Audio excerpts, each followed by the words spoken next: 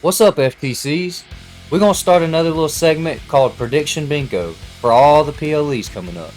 And what that means for the FTCs is we will be creating new bingo cards for every PLE so you guys can play too. BINGO. Let's go. What up, FTCs? Back like we never left. Hey, we're here with the Money in the Bank 2025 results. Let's get right into it. And guys, starting off the show, we have the women's Money in the Bank match. Stephanie Vaquer, Rhea Ripley, Roxanne Perez, Julia, and Alexa Bliss are all defeated by Naomi when she becomes Miss Money in the Bank. Dang, bro. The whole women's division needs to proceed with caution. I really feel like every single one of us got that wrong. I don't think we saw that one coming. I definitely didn't. Hell, Devin called Alexa Bliss. I called Roxanne Perez. Our guest star called Roxanne Perez. That was crazy to me. Naomi won. I guess just another recent event I didn't see coming.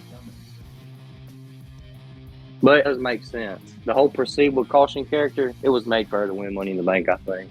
Makes sense. Next up, though, we had a surprise IC title match. Dirty Dominic Mysterio versus Octagon Jr.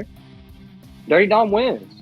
But I don't know who Octagon Jr. is. I know he's from AAA, but to me, he looked like Penta's nephew. I don't know Octagon Jr. either.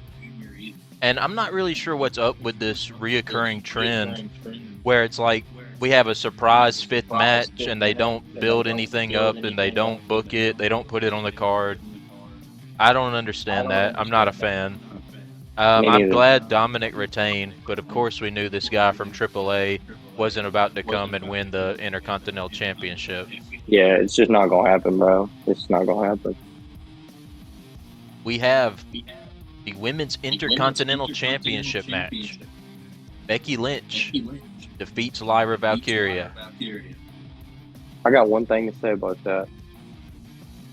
Becky Hogan is back, brother. That don't work for her. They don't work for her, man. And I was wrong in this. I thought Lyra was going to retain. Hell no. You was right on that one. I'll give you that. I think this is the time where it just made sense for Becky to win this title. I think Lyra will probably get it back at some point. She's going to be doing the LA Knight, chasing the same mid-card title for a while. And all Becky Lynch is going to do is elevate this championship. So when it goes back to where it belongs, it means that much more. But hey, right after that, we had the men's Money in the Bank match. And pretty much, there was so much going on in this match. It was like, to me, it felt like 3 matches in one. Okay? You had, JC Mateo and Jacob Fatu coming out there. You had Braun Breaker and Bronson Reed coming out there. You had Paul Heyman screaming every 10 seconds out there, dude. You had El Grande Americano spots. You had just about everything you could think of. Mexican destroyers on ladders, man. You had it was a crazy Money in the Bank match compared to last year. Y'all heard it on the podcast last year. This year, men's Money in the Bank blew last year's out the water. I can agree with that. At least the men's match. I feel like the women's match was better last year. But I really did enjoy the men's Money in the Bank. Jacob Fatu, the I Hate You solo. I hate you solo. It's about time. We was all waiting for that. That was priceless. Also, along the lines in this, we had, a point in time where we all thought that the OTC was going to show up. Everybody was chanting OTC, OTC. But nope, that left enough room for Seth Rollins to climb the ladder, win the briefcase for the second time in his career. Mr. Money in the Bank, Seth freaking Rollins. Man, I don't know what this means other than Jey Uso better watch his back. This is the guy who did the heist of the century. So he doesn't miss his shot when he takes it most of the time. And here's the ironic thing. He did the heist of the century solo. He's got a group now, and Paul Heyman. He's getting what he wants. I'm sorry, guys. FTC, he's getting what he wants. So my pick, he won. He won the or Money in the Bank just because like they set it up, and like to be honest, like I didn't see Andrade winning. There's a couple times I thought he was gonna win, but I didn't see him winning, and it didn't make sense for Solo to win if Jacob's gonna turn on him, you know. So like that leaves a rivalry in itself right there. So it made sense for Seth Rollins to win. I hate to say it. It actually made sense for him to win. A lot of people were hating on him. He's really the only guy that made sense.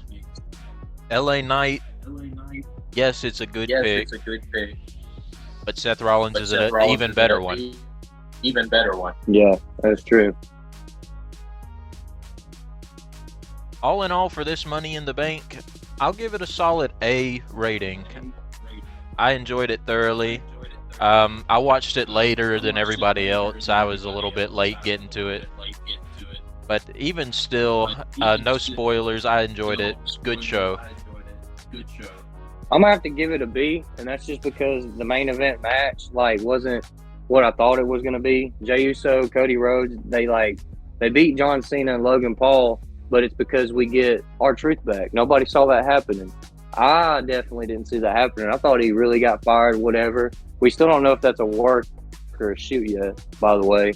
But R-Truth comes in, they announce him as Ron Killings and everything, and he technically saved wrestling, if you think about it. That is strange. I don't know if it was a work or if that was genuine, like the fans brought R-Truth back.